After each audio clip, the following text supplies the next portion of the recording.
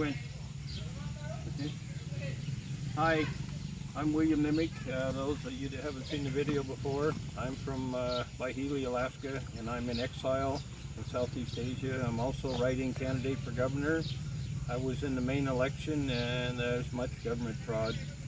And the booklet that comes out, that it cost me $600 for me and the lieutenant governor, never was released to the public. And now the primary's over, I'm not on the primary list. I had many problems in the campaign with government because it's all rigged, and I'll prove it. But the election that I explained before was set up to where multiple choice. But when they removed your right to have 70,000 signatures to substantiate yourself in the campaign, they changed the public awareness and the public reaction with the media coverage. And you're not allowed a full media coverage. Everything is very well controlled. And I changed my campaign in the beginning between the 70,000 signatures, and the state changed the law, and then I had to have the multiple choice system, which greatly hurt me. But anyway, what I want to tell you is that my name is William Nemec, and I'll tell you how to spell it in the beginning of this. It's W-I-L-L-I-A-M, James, J-A-M-E-S, Nemec, N-E-M-E-C. And the reason I'm saying that is, as a write-in candidate, there was an election a few years ago between Joe Miller and Lisa Murkowski that was very fraudulent. And if you talk to people in the villages, they will see right away that it wasn't a legitimate election. And since Joe Miller didn't contest, there was no way to have any response because it was all controlled. But anyway, I won't get into that. What I want to tell you about, I tell you a lot about, is life here in Southeast Asia. All over different areas is kind of the same in the way that the farmers work. The mountains here are very steep, and so much of the planting of corn is by hand. The corn is the main crop in the mountains. And I'm here showing you this because I want to show you a thrashing machine.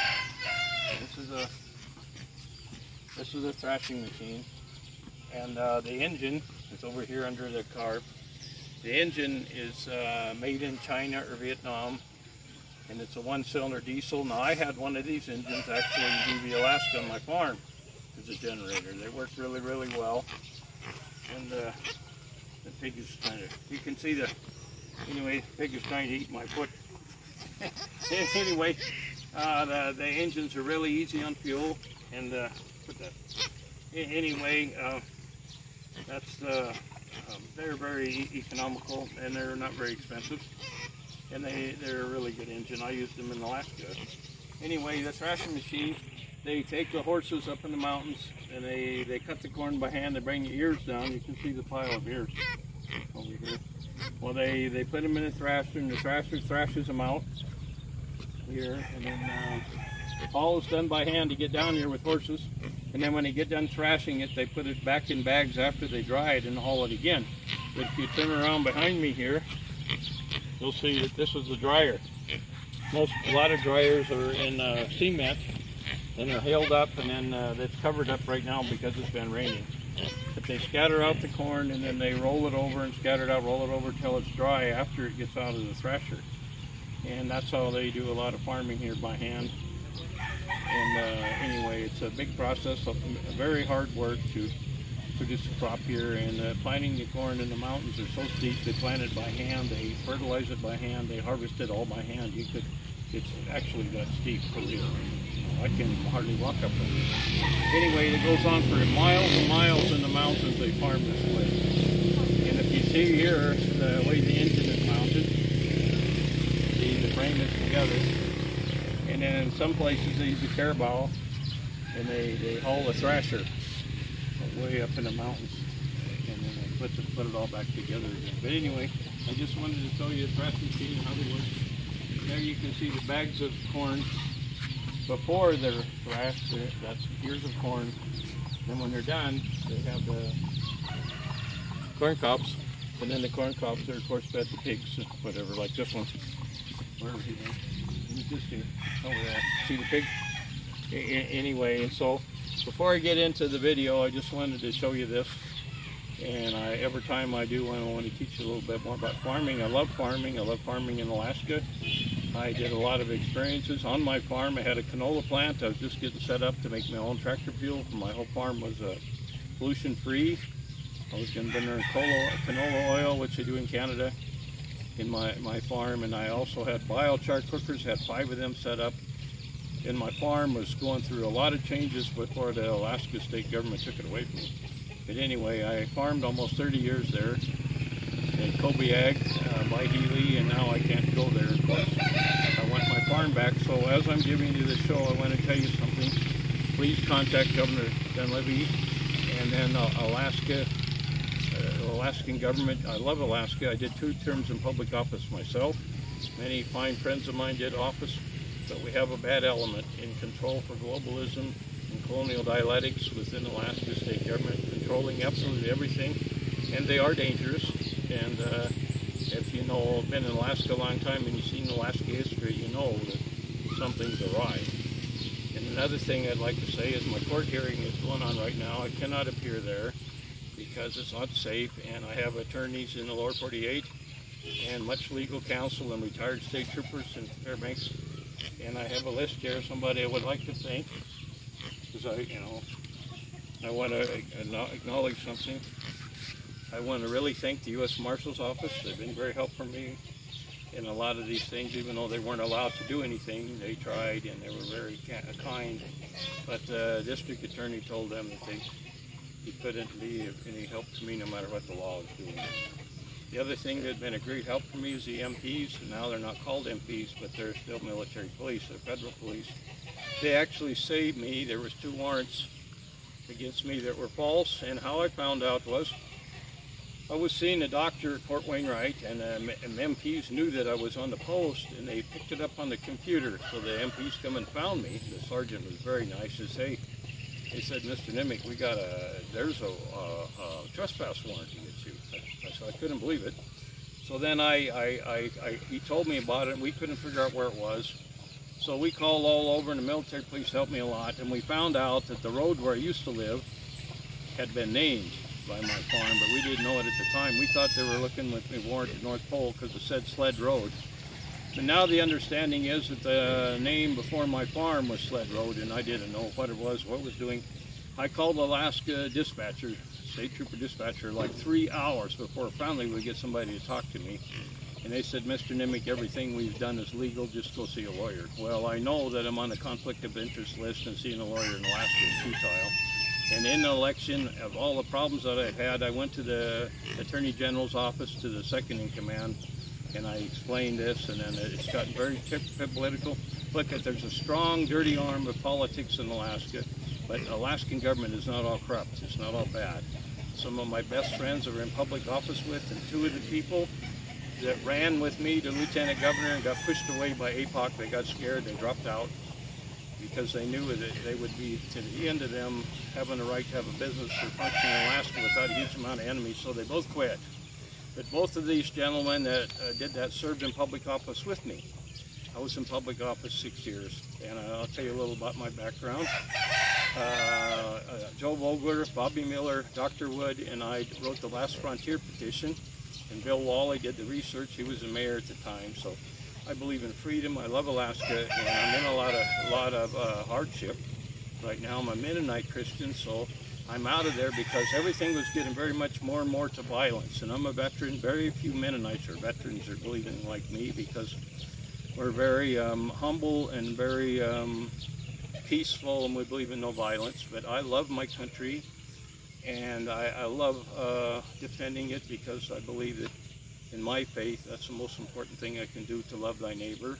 And so I'm a little bit different. I don't have a backing by any Mennonite organization or anything else like that, but that is my history and what I believe. And I believe in the Lord, and I believe in the rule of law to work and to make the rule of law work. Anyway, I'll get off of that a little bit. I just wanted to tell you that I'm very thankful for these people, and I'm thankful for the lawyers that I can't say their name because they will be in trouble. And the VA at Fort Wainwright has been tremendously helping me. And anyway, I just wanted to tell you that right now I would not be here if the military police of Fort Wainwright were accurate with their job And if they weren't good at what they're doing, I would have went out to my place and there would have been a warrant and I would look like a violent person, and I can't say anything about conspiracy theories because I only believe in facts, but I believe that I would have been in great jeopardy. But I want to leave it to that because I've worked in law enforcement. I have a friend right now that's a trooper, and a lot of my friends are retired troopers, and they also warned me to leave Alaska.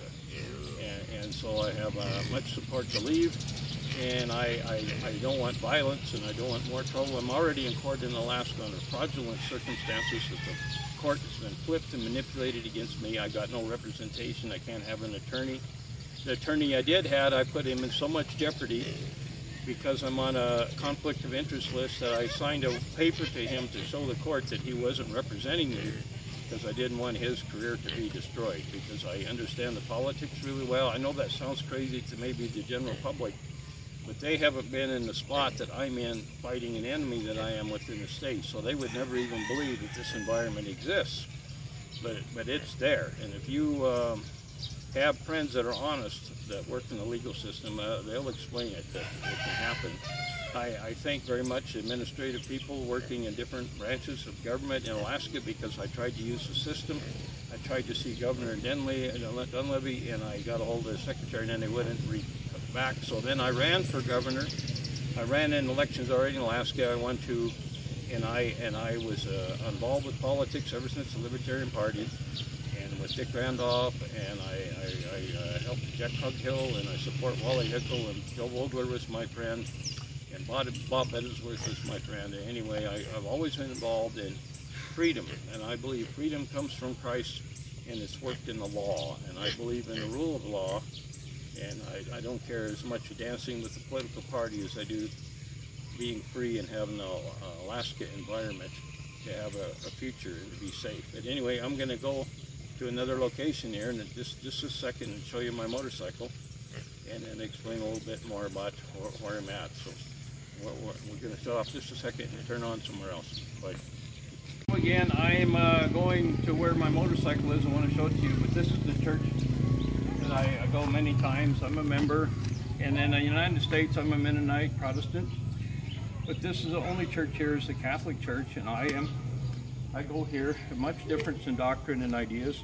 Have many good friends here, and I trust people here, and I have been accepted in the tribal group here as a member of the church, and I have many friends that go here, and this is what the church looks like. And anyway, it's made all by the people here, and it's very close people and a very strong people with their faith, and it's a lot different probably than Catholic churches in America, because these people are very, very open. They come to your house if you're sick, or if you have a problem, or if you get a blessing, or if you get a new house, or something is good or bad.